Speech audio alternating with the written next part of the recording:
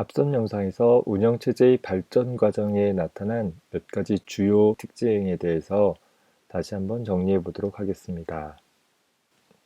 먼저 살펴볼 다중 프로그래밍 시스템은 앞서서 멀티 프로그래밍 시스템 혹은 멀티 프로그래밍 배치 시스템으로 표현했었죠.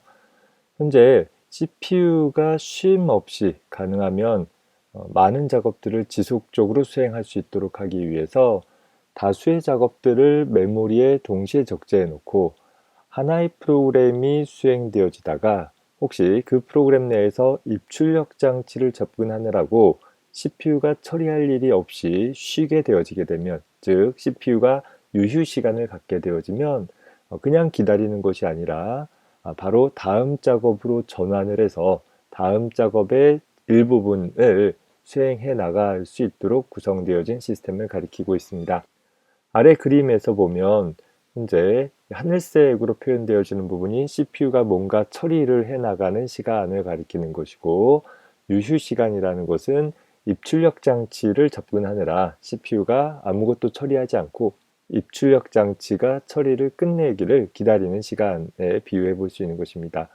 예를 들어서 프로그램 A의 경우 1번 작업 시간 동안에 뭔가 처리를 한 후에 사용자에게 어떤 정보를 입력받기 위해서 대기하는, 예를 들어 계산하기 위해서 필요한 데이터를 입력받고자 한다라고 하면 실제 사용자가 입력하기 전까지는 그 프로그램은 아무것도 처리하지 않고 단순 대기해 줘야 되겠죠.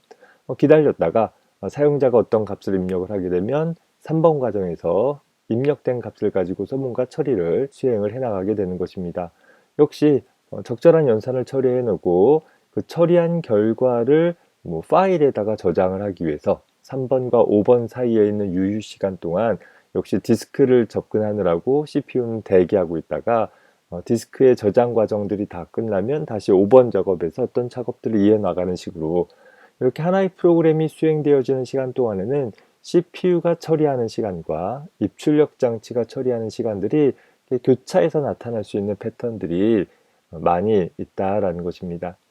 그렇다라고 하면 하나의 시스템 내에서 하나의 프로그램만 수행하는 것이 아니라 앞선 그림처럼 프로그램 A와 프로그램인 B가 수행되어지고자 하는데 A도 B도 각각 CPU가 처리하는 시간과 입출력 장치를 접근하느라 CPU가 노는 시간들이 교차해서 나타난다라고 한다면 순차적으로 A에 대한 작업을 다 끝낸 다음에 B에 대한 작업들을 수행하는 것보다는 앞에 그림처럼 A의 작업을 수행하다가 유휴 시간을 만나게 됐을 때 B의 CPU 처리를 필요로 하는 부분들을 수행할 수 있다고 하면 전체적으로 빠른 시간 내에 작업을 끝마칠 수 있지 않겠느냐라는 것입니다. 앞에서 우리 턴어라운드 타임이라는 것이 있었었죠. 단위 시간 동안에 얼마나 많은 작업들을 끝낼 수 있느냐에 대한 측면을 살펴본다라고 하면 이렇게 다중 프로그래밍 시스템으로 구성했을 때 훨씬 더 효과적인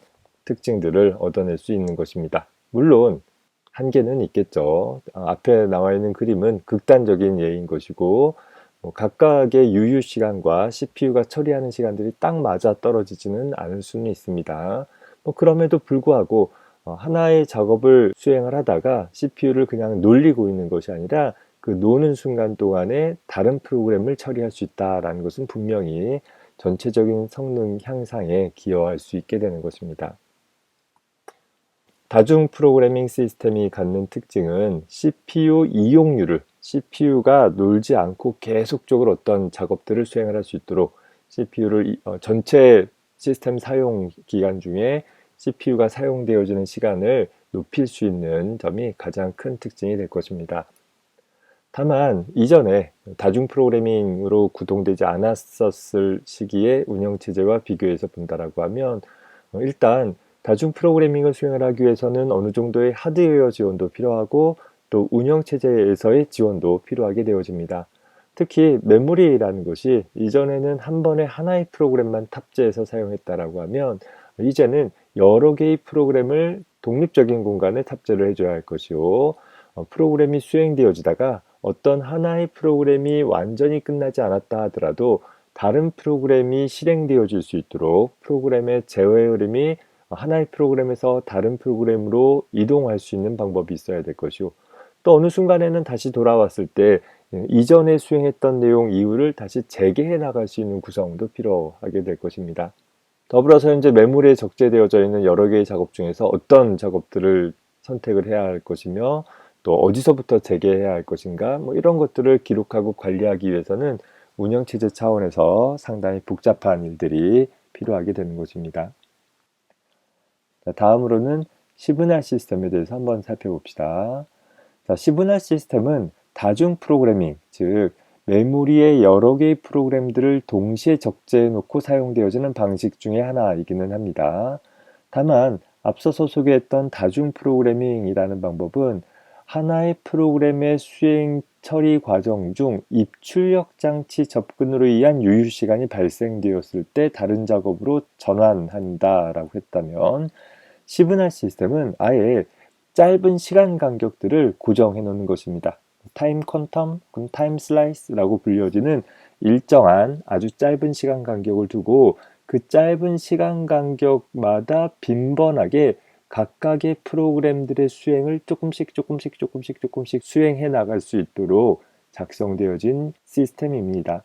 즉 A라는 프로그램의 일부 부분이 열심히 수행되어지다가도 뭔가 수행이 끝마쳐서 CPU가 놀게 되어서가 아니라 계속 수행할 거리가 있다 하더라도 현재 A라는 프로그램을 위해 할당된 CPU 타임이 만료가 됐다라고 하면 이제 너 그만 일하고 다른 애도 좀 할 수 있게 양보해줘 라는 형태로 CPU의 제어를 A에서 뺏어가서 프로그램 B에게 할당을 해주게 되는 것이고 또 B도 일정한 시간만큼 프로그램을 수행을 하다가 시간이 만료되어지면 C로 이런 식으로 지속적으로 현재 메모리에 탑재되어진 모든 프로그램들이 작은 시간 간격마다 빈번하게 교체되어져 가면서 수행이 되어져 나갈 수 있는 그런 방법을 가리키게 되어집니다.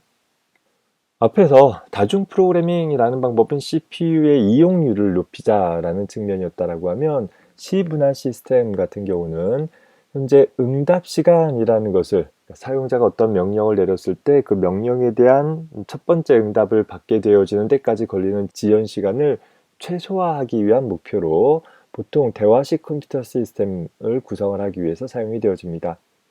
사실 효율성 측면으로 본다라고 하면 앞에서 살펴봤던 일괄 처리 시스템이나 단순한 다중 프로그래밍 시스템이 한 프로그램에 대한 전체적인 문제를 더 빨리 끝낼 수 있게 되어질 수도 있을 것입니다.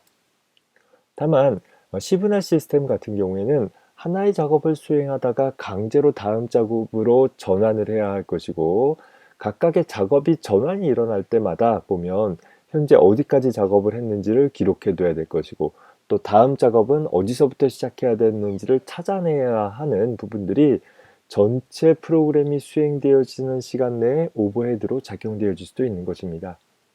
극단적인 예를 하나 들어보면 우리가 공부를 하는데 예를 들어 10시간 동안 공부를 한다라고 가정을 해봅시다. 10시간 동안 두 과목을 5시간씩 첫 번째 과목 5시간 공부하고 두 번째 과목 5시간 공부하는 방법을 생각을 해봅시다. 또 다르게는 10시간 동안 두 과목을 공부하는데 이제는 1분에 한 번씩 과목을 바꿀 거예요. 첫 번째 과목을 1분 동안 공부를 하고 1분이 만료되면 두 번째 과목을 다시 1분 공부하고 다시 1분이 지나면 첫 번째 과목을 1분 공부하고 이 과정을 빈번하게 교체해 간다 라고 가정을 해봅시다. 한 과목을 지속적으로 공부를 하던 빈번하게 교체를 하던 내용의 흐름을 쭉 이해해 나갈 수 있다라고 했을 때 일단 물리적인 시간들을 보면 첫 번째 방법은 하나의 과목을 공부하다가 5시간이 지나는 시점에 그 과목에 공부하는 내용을 정리하고 두 번째 과목을 펼쳐서 공부를 시작을 하면 될 것입니다. 단 한 번의 교체만 있으면 되는 것이죠. 그 교체하는데 예를 들어서 30초 정도의 시간 지연이 필요하다라고 한다면 5시간 공부하다가 30초 지연 한 번 갖고 두 번째 과목으로 넘어가면 되겠죠. 하지만 두 번째 방법 같은 경우는 1분 공부하다가 30초 지연 갖고 두 번째 과목 공부하는 부분으로 전환하고 또 1분 공부하다가 30초 지연을 가지면서 다시 첫 번째 과목으로 전환을 하고 이 과정들이 계속 반복되어진다라고 한다면 정작 5시간 동안의 두 번째 방법으로는 공부하는 시간 못지않게 하나의 과목에서 다른 과목으로 전환하는 데 소요되어지는 시간들로 많은 시간들을 낭비해 버리게 될 것입니다. 물론 전체 일하는 시간에 비해 작업을 전환하는 시간이 아주 작아서 0에 근사화되어져서 무시할 수 있다라고 한다면 어떻게 보면 이상적으로 골고루 공부해 나갈 수 있는 여지는 있겠지만, 실제로는 아주 작은아마 시간이 소요되어지는 방법인 것이고, 이런 전환 시간들이 자주 발생되어지면 아무래도 실제 일을 해야 되는 시간이 줄어드는 효과가 발생되어져서 전체적인 효율은 좀 떨어질 수 있는, 똑같은 시간 대비 일한 양은 적어질 수 있는 방법이기는 합니다. 그런 측면에서는 비효율적으로 보여질 수 있지만, 앞서서 소개한 것처럼 모든 프로그램이 동시에 골고루 수행되어져 나갈 수 있다라는 측면에서 사용자 응답성을 높일 수 있는 그런 방법입니다. 이런 시그널 시스템 같은 경우에는 보통 멀티태스킹 시스템이라고 해서 여러 개의 작업들을 동시에 수행을 해 나갈 수 있는 그런 시스템에 주로 사용을 하고 있습니다. 오늘날 우리가 사용하는 대부분의 시스템들, 일반 데스크탑이나 혹은 휴대전화, 스마트폰 같은 것까지 포함해서 대부분의 시스템은 멀티태스킹 시스템을 지원을 해주고 있죠. 그래서 여러 개의 프로그램들이 마치 동시에 수행되어져 나갈 수 있는 효과를 얻을 수 있는 그런 방법입니다. 하지만 내부적으로는 CPU가 하나밖에 없기 때문에 하나의 CPU를 통해 여러 개의 작업들이 짧은 시간 간격으로 빈번하게 교체되어져 나가면서 조금씩 수행되어져 나가는 그런 방법이구나 라는 것을 기억을 해두기 바랍니다.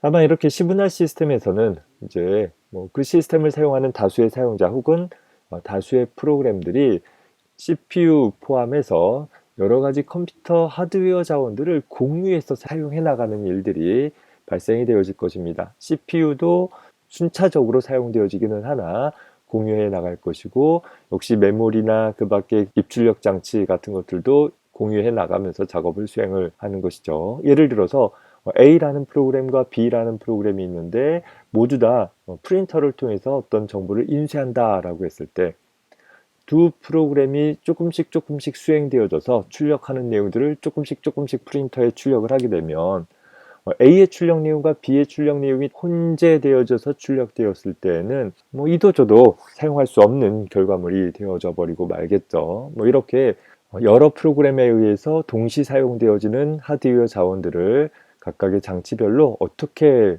접근을 허용할 것인지, 또 어떻게 관리하도록 할 것인지들에 대한 내용들을 운영체제 측면에서 고민을 해줘야 되는 부분이 필요하기도 합니다.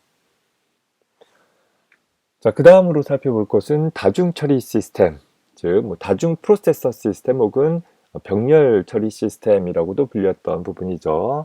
하나의 시스템 내에 여러 개의 CPU를 탑재한 시스템을 가리킨다라고 했었습니다. 아주 밀접하게 통신을 할 수 있는 2개 이상의 CPU를 두고 이 2개 이상의 CPU가 서로 다른 명령들을 나누어서 처리해 나가되, CPU를 제외한 나머지 장치들, 나머지 하드웨어들은 예를 들어서 메인 메모리라든가 시스템 버스라든가 혹은 기타 주변 장치 같은 경우들은 공유해 나가면서 처리할 수 있는, 하나의 시스템 안에 그저 CPU가 2개인, 연산 장치가 2개인, 그래서 연산 장치가 하나인 시스템보다 이론적으로는 2배 정도 빠르게, 실질적으로는 그렇게 되진 않겠지만 더 빠른 연산들을 허용해 줄 수 있는 시스템을 가리키는 것입니다.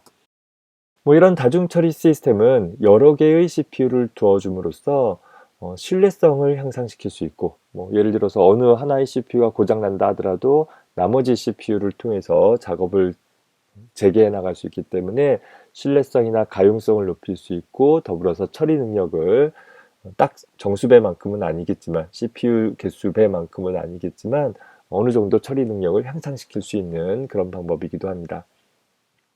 컴퓨터 산업이 발전되어짐에 따라 상대적으로 저렴해진 하드웨어 비용에 따라서 비싼 CPU를 쓰지 않더라도 단위 시간당 처리량을, 즉 스루풋을 증가시키기 위해서 고안되어진 방법이다라는 거죠. 그래서 아주 고가의 초고속 CPU를 탑재한 그런 컴퓨터가 없다 하더라도 다수의 CPU, 상대적으로 저가의 다수의 CPU들을 병렬로 연결을 해서 구성되어진 대형 컴퓨터 시스템에서 자주 사용을 하는 방법이기도 합니다. 다만 여러 개의 CPU, 즉 두뇌가 여럿이니까 우리 속담에도 보면 사공이 여럿이면 배가 산으로 간다라는 말도 있잖아요. 뭔가 처리하는 CPU가 여럿 있다라고 하면 이 CPU들 간의 어떤 연결이나 상호작용들, 또 역할을 어떻게 분담할 것인가에 대한 좀 세심한 배려가 필요한 방법이기도 하고, 실제 프로그램이 수행되어질 때 보면 그런 역할 나눔들이 정확히 효율적으로 이루어지지 않을 수 있는 경우들이 많이 있기 때문에 실제 두 개의 CPU를 사용한다 하더라도 두 배의 성능 향상을 꾀할 수는 없는 그런 방법이기는 합니다. 이런 다중처리 시스템의 구성을 보면 그 다수 개의 CPU들의 역할을 어떻게 나눴느냐에 따라서 대칭적 구성과 주종 구성 형태로, 비대칭적 구성 형태로 나누어 볼 수 있습니다. 대칭적 구성이라는 것은 모든 CPU에게 똑같은 권한과 책임을 할당하는 그런 방법입니다. 얼핏 보면 간단해 보이는 방법이죠. 프로세서 1번도 2번도 3번도 다 똑같은 역할을 갖고 똑같은 작업들을 해나갈 수 있도록 작성되어진 동등한 권한을 가지고 있는 그런 CPU인 것이고, 메인 메모리로부터 각자 수행할 명령들을 가져다가 처리해주는 일들을 수행을 해나간다라고 생각을 해보면 되겠습니다. 다만 문제는 어떤 프로그램이 수행되어질 때 그 수행되어지는 프로그램 안에는 몇몇 연산들이, 문장들이 종속적인 것들이 있을 수 있습니다. 예를 들어서 두 수를 더한 다음에 더한 결과를 2로 나눈다라고 하면 덧셈 연산과 나눗셈 연산이 필요한데, 덧셈 연산이 먼저 선행되어져야지만 나눗셈 연산을 수행할 수 있게 되는 것이죠. 1번 프로세서에서 덧셈 연산을, 2번 프로세서에서 나눗셈 연산을 수행하려고 각각의 문장을 갖고 왔다 하더라도 1번 연산의 처리가 끝나지 않으면 2번 프로세서는 어떠한 연산도 할 수 없고 그냥 대기해줘야 되는 상황들이 발생하게 되는 것입니다. 즉, 내가 수행할 메모리를 그저 다수 개의 CPU에게 나눠줬다라고 해서 효율성이 향상되는 것이 아니기 때문에 그런 업무의 분할과 취합 같은 경우들을 누군가가 좀 주도하고 관리할 필요가 있겠다 싶어서 만들어진 것이 주종 구성입니다.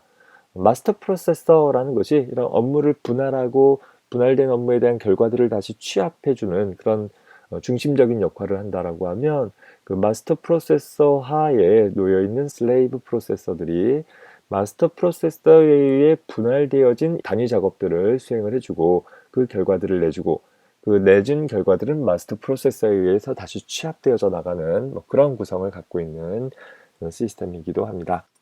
병렬 처리에 대한 얘기들은 자세한 내용을 살펴본다면 그 자체만으로도 대학원 과정에서의 한 학기 과목이 될 수 있기 때문에 대략적인 특징 정도만 살펴보고 넘어갑시다. 자, 그 다음으로 볼 것은 분산 처리 시스템이라는 것이 있습니다. 자, 분산 처리 시스템은 앞에 병렬 처리 시스템과 비슷하나 조금 다른 점이 있습니다. 앞에 병렬 처리 시스템은 강결합 시스템이라고도 부르는데 반해 분산 처리 시스템은 약결합 시스템이라고도 불려지는데, 분산 처리 시스템은 병렬 처리 시스템과 다르게 독립된 시스템들의 묶음으로 생각을 해보면 되겠습니다. 병렬 처리 시스템은 하나의 시스템 안에 CPU를 여러 개 두는 것이었다라고 하면, 분산 처리 시스템은 독립적인 각각의 하드웨어 또 각각의 운영체제가 탑재되어진 독립된 시스템들이 어떤 통신망을 통해서 어떤 하나의 작업들을 나누어서 작업을 수행을 해주는 그런 방식의 시스템을 가리키는 것입니다. 단순 하나의 시스템을 통해서 처리하기보다는 여러 가지 자원들을 좀 더 손쉽게 공유할 수 있고, 또 복잡한 방대한 분량의 시간이 오래 걸리는 연산들을 네트워크망을 통해서 여러 컴퓨터에게 나누어서 처리를 하다 보니까 좀 더 신뢰성과 또 연산 속도를 향상시킬 수 있는 그런 방법이기도 하는 것입니다. 1990년대에 들어서 실용화되어지고, 실제로 보면 우주에서 수신되어지는 각종 어떤 전파 메시지들을 해석하는 그런 프로젝트가 있는데, 워낙에 방대한 양의 메시지들이 들어오는 것이고 또 그것을 해석하는 데에는 굉장히 많은 시간들이 걸리기 때문에 일반 사용자들이 자발적인 참여에 의해서 자기가 사용하는 컴퓨터의 유휴 시간을 통해 그런 메시지들을 분석하는 일부 작업들을 수행을 하고, 그 결과들을 다시 주한 서버가 취합하는 형태로 분석해 나가는 그런 프로젝트도 있습니다. 그런 예를 들어볼 수 있겠어요. 분산 처리 시스템의 한 형태이긴 하나 클러스터드 시스템이라는 것도 있는데, 클러스터드 시스템이라는 것은 역시 분산 처리 시스템처럼 독립된 시스템들의 연결이긴 하는데, 차이점은 SAN이라고 불려지는 고속의 저장 장치들의 네트워크를 통해 구성되어진 시스템들인 것입니다. 쉽게 생각해봐서 하여튼 빠른 네트워크로 구성되어진 일부 제한되어진 컴퓨터들의 연결망 정도 생각을 해보면 되겠죠. 하나 예로 들어보면, 우리 얼마 전에 알파고라는 바둑 프로그램이 바둑 기사와 바둑 게임을 해서 큰 이슈가 됐던 적이 있었죠. 그 알파고라는 컴퓨터가 보면 하나의 시스템이 아니라 바로 이 클러스터드 시스템으로 구성되어져 있는 것입니다. 많은 다른 독립적인 컴퓨터들이 묶여서 하나의 연산들을 수행을 해나가는 그런 시스템인 것이죠. 그래서 혹자는 그 이세돌 기사가 1대1의 공정한 게임을 하는 것이 아니라 사람 하나와 다수의 컴퓨터가 같이 게임을 하게 된 불공정한 게임이지 않느냐라는 그런 의견도 있기는 했었습니다. 어찌됐든 간에 클러스터드 시스템이라는 것도 하나의 시스템의 형태로 본다라고 하면 하나의 시스템으로 생각해 볼 수는 있으나, 그 내부적으로는 독립된 다수의 시스템들의 연결을 통해서 좀 더 고속의 네트워크를 통해 빠른 연산들을 취합할 수 있는 그런 시스템을 가리킨다 라고 생각을 해두면 좋겠습니다. 2절에서는 운영체제의 기능에 대해서 간단히 정리해 보도록 합시다. 한 학기 동안 여러분들이 자세히 배워나갈 것들이 어떤 것이 있는지 대략적으로 살펴보는 시간이라고 생각하면 되겠습니다. 운영체제의 기능은 크게 자원관리 기능과 시스템 관리 기능, 이렇게 두 부분으로 나누어 볼 수 있습니다. 즉, 하드웨어 자원을 관리하는 부분은 CPU, 즉 프로세스를 관리하는 부분과 주기억 장치를 관리하는 부분, 그 밖에 입출력 장치를 관리하는 부분, 그리고 보조기억 장치에 저장되어지는 파일들을 관리하는 부분으로 나누어 볼 수 있을 것입니다. 그리고 시스템 관리라는 부분은 현재 시스템을 안전하게 사용할 수 있도록 시스템의 사용 권한을 부여한다라든가 시스템 보호와 관련되어지는 부분, 그리고 원격제에 있는 다른 컴퓨터와 통신을 하기 위한 네트워킹 관련한 부분, 그리고 사용자 명령을 받아들이고 그에 따라 적절히 해석을 해서 필요한 프로그램들을 수행시키는 등의 명령들을 처리하는 명령 해석기 부분으로 다시 나누어 볼 수 있습니다. 이렇게 하나의 운영체제는 사용자와 시스템 간의 편리한 인터페이스를 제공을 하고 효율적인 관리를 위해 동시에 수행되어지는 다수의 프로그램들 간의 효율적 자원 관리를 위해 자원의 스케줄링 기능을 제공해주게 되어집니다.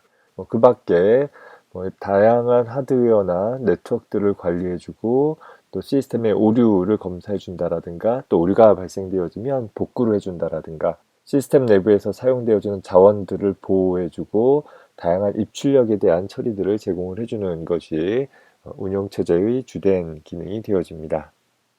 자, 이 중에서 이번 학기 우리의 주요 관심사는 자원관리 부분에 해당할 것입니다. 그래서 운영체제의 주요 자원관리 기능들을 다시 정리해보면, 운영체제는 프로그램을 실행하는 데 필요한 여러 가지 환경들을 구축을 하고 그때 필요한 자원들을 각각의 프로그램들에게 제공하기 위해서 많은 명령들로 구성되어진 복잡한 프로그램이 되겠죠. 그러다 보니까 좀 더 효율적으로 구성을 하기 위해서 각 하드웨어를 관리하는 부분들을 논리적으로 작은 모듈로 구성을 하게 되어질 것입니다. 그림으로 개념적으로 나타난다라고 하면 운영체제는 하드웨어를 관리하기 위한 여러 가지 관리 기능들을 갖고 있는 것으로 생각을 해볼 수 있을 것입니다. 그래서 프로세스 관리라는 것은 보통 이제 CPU와 관계되어지는 부분인데, 용어를 주의할 것은 프로세서라는 것은 CPU 자체를 가리킬 거예요. 어떤 처리기, 기계를 가리키는 거죠. 반면에 프로세스라고 불려지는 것은 어떤 처리 과정을 나타내는 것으로서 뒤에 가서 다시 정확하게 정의하겠지만 실행 중인 프로그램이다 라고 생각을 해주면 됩니다.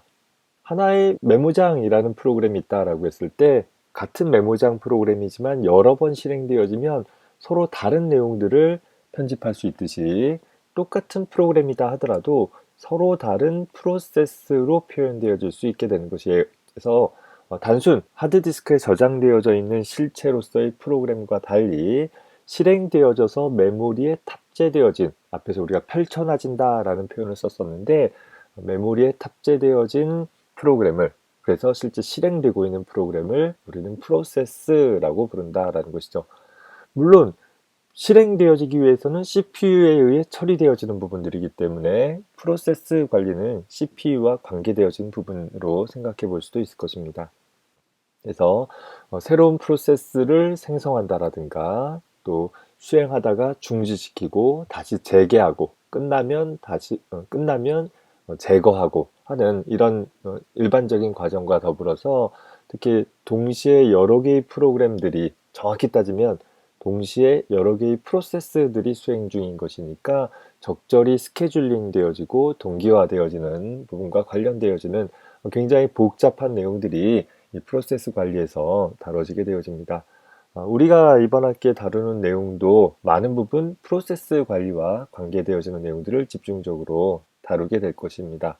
자, 그리고 두 번째로 보면 메모리, 즉 기억 장치와 관련되어진 부분들이 있는데, 특히 메모리라고 하면 주기억 장치라고 생각하면 되겠죠. 하나의 프로그램이 실행되어지기 위해서는 CPU 안에 모든 정보들을 저장할 수가 없으니까 CPU 밖의 저장 공간인 메인 메모리에다가 해당하는 내용들, 명령과 데이터들을 적재시켜 준다라고 했었죠. 시분할 시스템을 포함한 대부분의 다중 프로그래밍 환경에서는 동시에 여러 개의 프로그램들을 메모리에 적재해 놓고 사용을 해줘야 되다 보니까 각각의 프로세스를 위한 메모리를 어떻게 할당을 할 것인지, 또 어떻게 관리할 것인지, 또 끝나게 되면 회수해서 다음에 어떻게 다른 프로세스에게 할당할 것인지, 이런 부분들을 관리를 해주는 일들이 필요할 것입니다. 이 역시 운영체제가 담당하는 일 중에 하나가 되는 것이죠. 그 밖에 입출력 장치와 관계되어지는 관리도 있을 것이고, 그리고 보조기억 장치의 파일의 형태로 데이터들을 역시 또 유지 관리하는 부분들도 있을 것입니다. 이번 학기 우리가 다룰 주된 내용은 앞서서 얘기했듯이 프로세스 관리와 메모리 관리 위주로 좀 살펴볼 것이고, 그 밖에 주변 장치 관리나 파일 관리 부분들은 상대적으로 중요성도 조금 떨어지기도 하고 내용도 그렇게 많지 않아서 간단하게 다루고 넘어갈 예정입니다. 그리고 나머지 시간에 오히려 리눅스 시스템이라는 실제 현존하는 또 많이 사용되어지는 운영체제를 직접 한번 사용 방법을 익혀보는 시간으로 꾸려나갈 예정입니다. 각 부분에 대해서 조금만 더 자세히 살펴보도록 합시다. 먼저 프로세스라 함은 실행 중인 프로그램들이라고 표현을 해주었고, CPU, 즉 프로세서에 의해서 사용되어지는 그런 부분이 될 것이에요. CPU와 상호작용해 가면서 명령들이 처리되어지는 그런 실체를 가리키게 될 것입니다.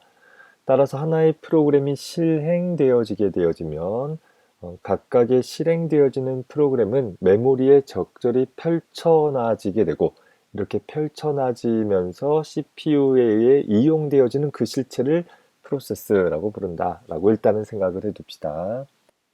그래서 새로운 프로세스가 생성된다라는 것은 새로운 프로그램이 실행되어진 것이고, 또 그 프로그램이 실행 중인 상황이다라는 것이죠. 그래서 메모리 이하 여러 가지 CPU나 그 밖의 입출력 장치들이 할당되어지고 해제되어지고 하는 일들이 일어나게 되는 것입니다.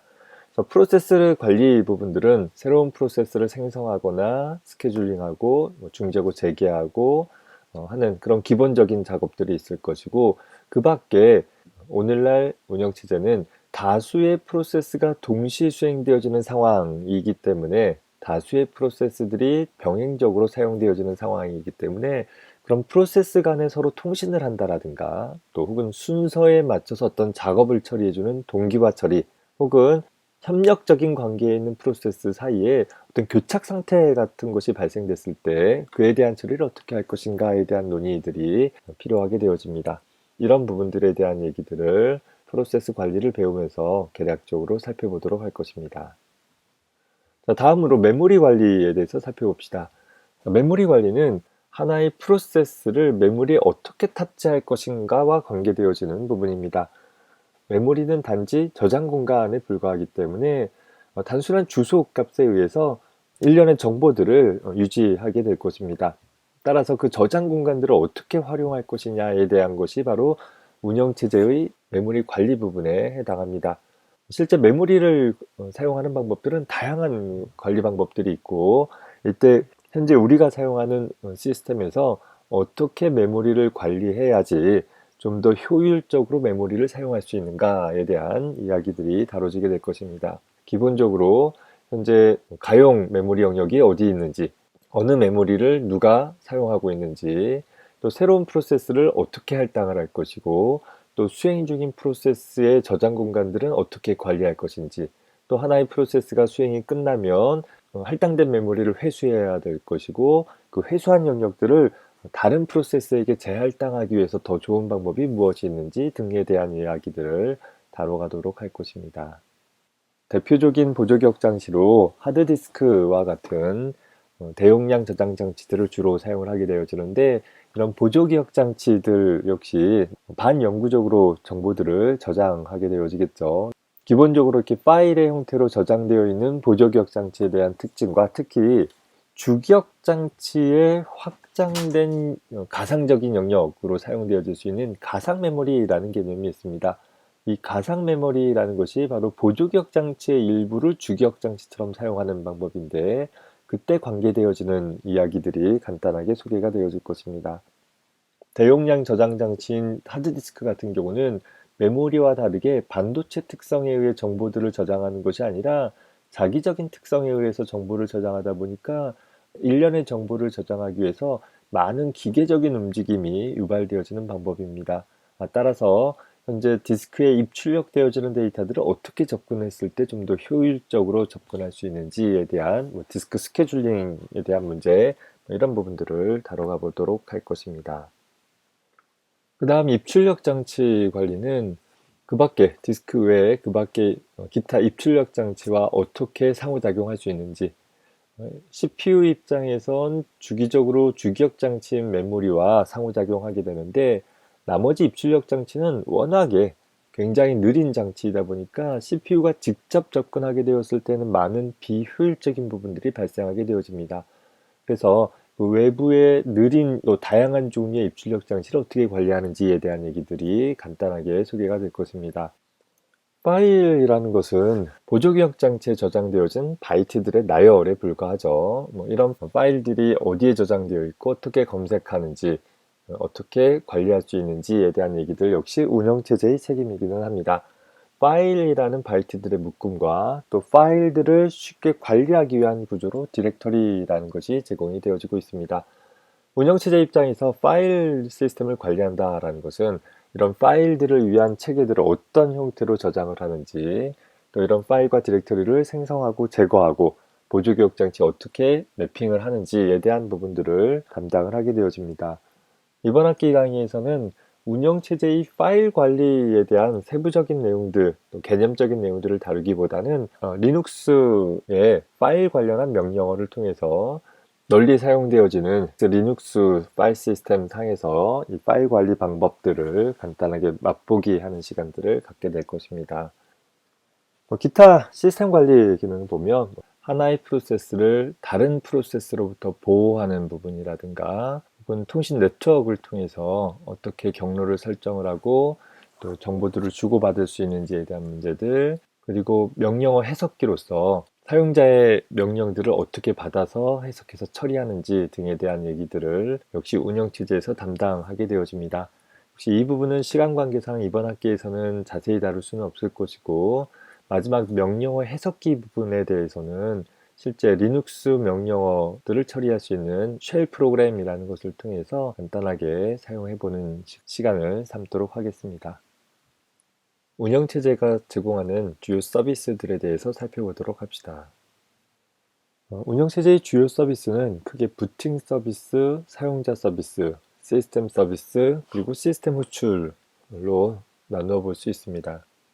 부팅 서비스라 함은 현재 시스템의 하드웨어에 전원이 임가되어져서 실제 운영체제라는 소프트웨어가 구동되어져 사용자의 명령을 받아 다른 응용 프로그램을 수행할 수 있도록 준비되어지는 데까지 관련되어지는 그런 모든 작업들을 가리키게 됩니다. 더불어 사용자 서비스는 사용자가 작업을 쉽게 수행할 수 있도록 해주기 위한 각종 운영체제의 기능을 가리키고, 시스템 서비스는 현재 시스템을 효율적으로 동작시킬 수 있도록 하기 위한 운영체제의 서비스를 가리킵니다. 시스템 호출은 응용 프로그램 입장에서 운영체제가 제공하는 기능들을 받아 하드웨어들을 적절히 활용할 수 있도록 해줄 수 있는, 운영체제가 응용 소프트웨어에게 제공해주는 기능들을 시스템 호출이라고 표현합니다. 먼저 부팅과 관련한 부분을 살펴보도록 하겠습니다. 정확히는 부트스트래핑, 줄여서 부팅이라고도 불려주는 과정은 컴퓨터 하드웨어의 전원을 인가해서 컴퓨터 하드웨어들의 각 부분을 초기화하고 보조기억 장치에 저장되어진 운영체제를 찾아 메모리에 탑재해서 현재 시스템을 사용할 수 있는 준비를 해 나가는 과정을 가리킵니다.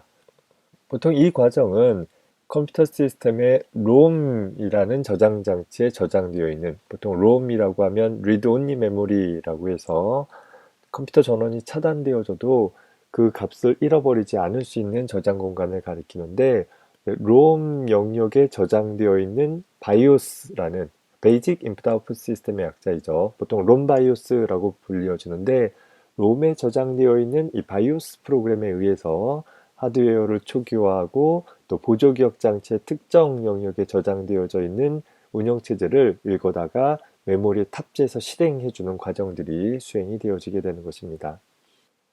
사용자 서비스 부분은 사용자가 작업을 쉽게 수행하기 위해서 제공되어지는 서비스로서, 보통 이제 사용자 인터페이스 부분들, 초기에는 보통 CLI라고 해서 명령 프롬프트 상에 직접 명령어를 입력해서 프로그램을 실행하는 그런 인터페이스였습니다.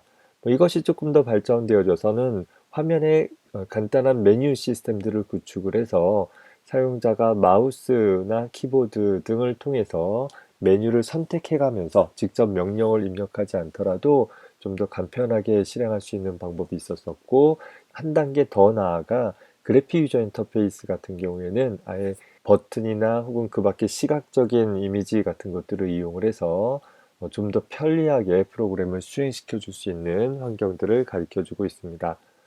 운영체제가 제공해줘야 되는 기능 중에 하나는 사용자로 하여금 편리하게 시스템을 사용할 수 있도록 해줘야 하기 때문에, 이렇게 사용자 인터페이스는 좀 더 사용자가 간편하게 배우고 쉽게 기억할 수 있는 형태로 점차 바뀌어가고 있습니다.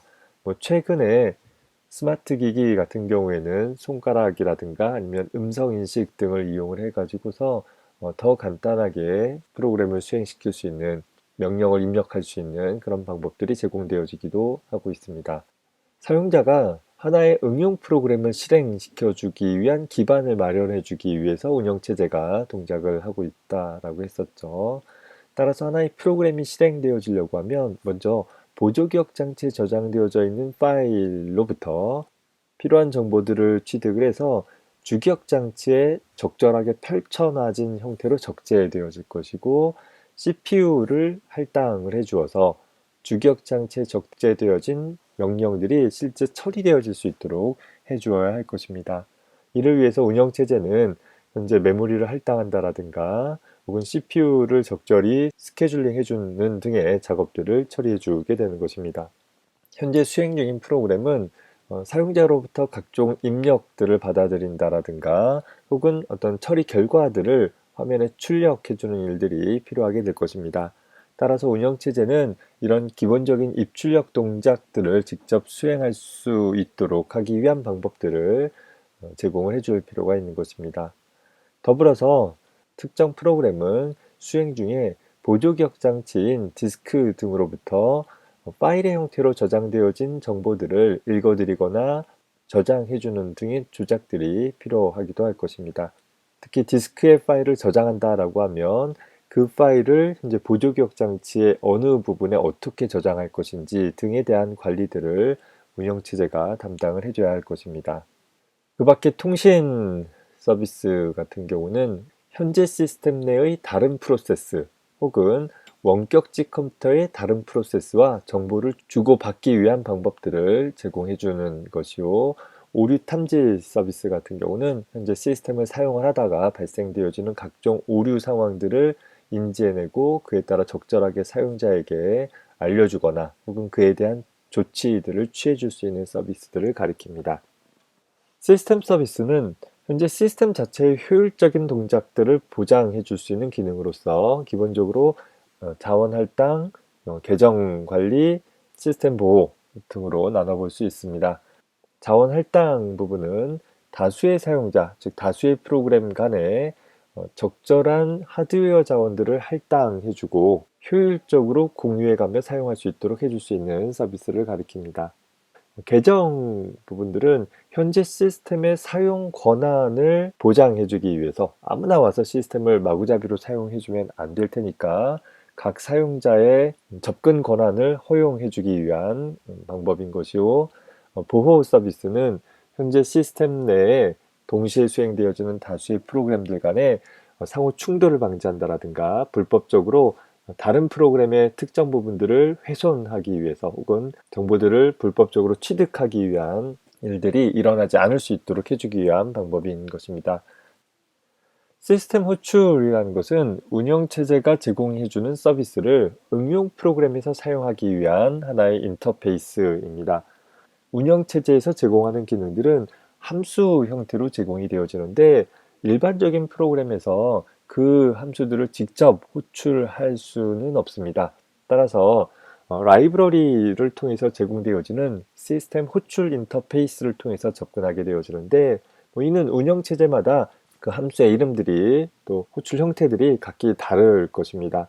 내가 하나의 C 프로그램을 통해서 화면에 hello라는 문자를 출력하는 프로그램을 작성했다라고 했을 때 화면에 정보를 출력하기 위한 작업들을 역시 내가 작성한 응용 프로그램에서 직접 처리하는 것이 아니라 운영체제의 출력을 담당하는 시스템 호출을 이용하게 되는 것이죠.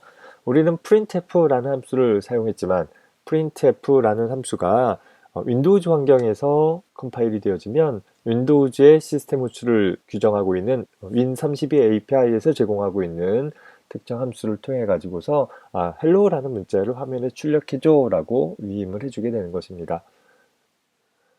따라서 운영체제에는 사용자에게 편리한 환경을 제공을 해주고 또한 시스템이 효율적으로 동작될 수 있는 것을 보장하기 위한 각종 서비스들을 제공을 해준다라고 생각을 해주면 되는 것입니다.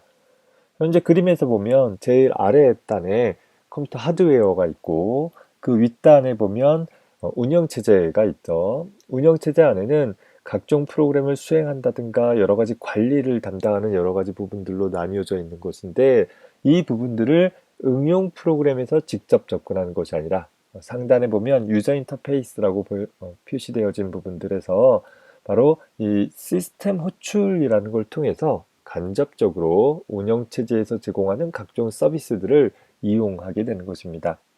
결과적으로 사용자, 그러니까 응용 프로그래머는 하드웨어 조작들이 어떻게 이루어질지를 모르더라도 운영체제에서 제공되어지는 시스템 호출이라는 인터페이스를 통해서 운영체제가 갖고 있는 각종 서비스들을 이용할 수 있게 되는 것이고 그걸 통해서 하나의 응용 프로그램을 구성을 해나갈 수 있게 되는 것입니다. 예를 하나 들어봅시다. 현재 사용자가 새로운 파일에 접근하고자 한다라고 하면 사용자 응용 프로그램에서는 입출력하는 라이브러리 함수를 통해 내부적으로 오픈이라는 시스템 호출을 호출하게 되는 것입니다. 여기에는 리눅스 혹은 유닉스 시스템을 기반으로 한 호출을 가정을 해본 것입니다. 시스템 호출은 일반적인 C 함수와 비슷한 형태를 갖고 있습니다. 응용 프로그램에서 오픈이라는 함수를 호출하게 되어지면 이 오픈이라는 함수 호출에 따라서 운영체제 내부의 핵심적인 부분을 커널이라고 하는데 이 커널에서는 어떤 함수가 호출되어져야 하는지가 내부적으로 결정이 되어지고 그에 따라 현재 이 오픈이라는 행위에 걸맞는 운영체제 내부의 기능들이 수행이 되어지게 되는 것입니다. 그리고 그 결과로 만들어진 어떤 결과값을 다시 시스템 호출 인터페이스를 통해서 즉 오픈이라는 함수의 반환값을 통해서 사용자 프로그램에게 전달을 해주게 되는 것이고 이 전달받은 값을 이용을 해서 이후 파일로부터 데이터를 읽어드린다든가 저장한다라든가 하는 부가적인 작업들을 수행을 해내게 되는 것입니다. 좀 더 구체적으로 화면에 어떤 정보를 출력하기 위한 printf라는 함수를 내 프로그램에서 작성을 했다라고 하면 printf라는 라이브러리 함수 내부에서 현재 시스템 내에서 정보를 화면에 출력해 줄 수 있는 write라는 시스템 호출을 호출하게 되는 것입니다. 따라서 프로그래머는 그저 printf를 호출했지만 printf라는 함수 안에서 함수의 구현 안에서 내부적으로 write라는 시스템 호출을 통해 화면에 출력할 내용을 운영체제에게 이것 좀 화면에 출력해줘 라는 식으로 위임을 해주게 되는 것이고, 그에 따라 현재 어떤 하드웨어가 됐던 간에 운영체제가 관리하는 그 하드웨어 상의 출력 장치에 적절하게 주어진 메시지를 출력해낼 수 있게 되는 것입니다. 이렇듯 응용 프로그램에서는 다양한 응용 프로그램에서는 현재 운영체제가 제공하는 시스템 호출을 통해서 각종 입출력 장치들을 접근한다라든가 새로운 프로세스를 수행시킨다라든가 등등의 행위들을 수행해낼 수 있게 되는 것입니다. 이런 시스템 호출의 유형들을 보면 크게 프로세스들을 관리하는, 또 파일들을 관리하거나 장치들을 관리하거나 혹은 정보들을 관리하거나 다른 부분과 통신을 하거나 혹은 시스템을 보호하기 위한 류의 시스템 호출들이 제공이 되어집니다. 얘네들을 지금 우리가 다 기억해야 될 필요는 없지만 몇 가지 사례들을 보면 현재 윈도우 시스템과 유닉스 시스템의 시스템 호출 이름들이 서로 다르다라는 점은 살펴봐둬야 되겠죠. 모든 운영체제의 시스템 호출이 다 동일한 것이 아니라 각각의 운영체제마다 그 기능을 하는 시스템 호출명들은 서로 다릅니다. 이거 운영체제가 다르니까 당연히 제공하는 서비스의 이름들도 다르다 생각해 주면 되겠죠. 예를 들어서 새로운 프로세스를 만든다라고 한다면 윈도우즈에서는 create process라는 이름이 사용되어지는 데 반해서 유닉스나 리눅스에서는 fork라는 시스템 호출이 사용이 되어지는 것입니다. 어떤 시스템 호출이 됐던 간에 사용자가 그 환경에서 그 작업이 필요하게 되어진다라고 하면 해당하는 시스템 호출을 직접적으로 호출할 수도 있고 혹은 라이브러리 함수를 통해 간접적으로 호출을 할 수도 있으면서 운영체제가 제공해주는 주어진 기능들을 이용할 수 있게 되는 것입니다. 네, 영상이 많이 길어졌습니다. 이번 주 강의에서는 운영체제란 무엇인지 또 운영체제란 무엇을 해야 하는지에 대한 이야기들을 개괄적으로 살펴봤습니다. 굉장히 넓은 내용이라 강의를 듣는 데에도 녹록지 않았을 것이고 잘 이해되지도 않는 부분들이 있을 것입니다. 각각의 부분들은 차차 학기 강의를 통해서 세부적으로 배워나갈 것이고 대략 이런 내용들이 다뤄지는 것이구나, 이런 부분들을 운영체제가 담당하는 것이구나 라는 윤곽을 잡을 수 있었으면 좋겠습니다. 학습 중에 궁금한 점이 있으면 언제든지 게시판을 통해서 질문해 가기 바랍니다. 예, 수고했습니다.